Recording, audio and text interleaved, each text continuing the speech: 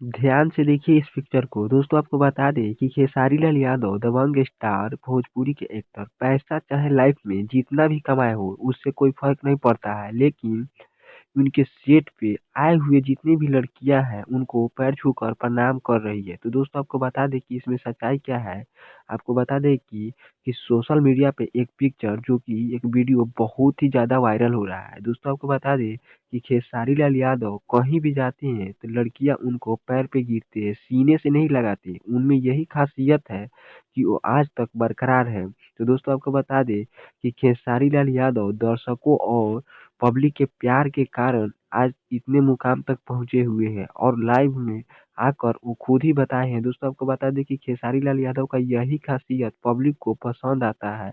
इसीलिए तो झारखंड गए हुए थे तो लोग टावर पे चढ़ कर इतने बड़े सेलिब्रिटी को इतने प्यार और दुलार देने वाले भोजपुरी में सबसे पहली बार दर्शकों ने उनको प्यार दिया था। तो दोस्तों आपको बता दें कि खेसारी लाल यादव के सेट पे जितनी भी लड़कियां जाती हैं उनके पैर छूकर तभी काम स्टार्ट करती है, जो कि बैकग्राउंड में डांस करती हो, लड़की हो या लड़के हो, सब उनको एक ही नज़र से देखते हैं, भगवान की तरह देख पूजते हैं और दिल में बसा कर रखते हैं।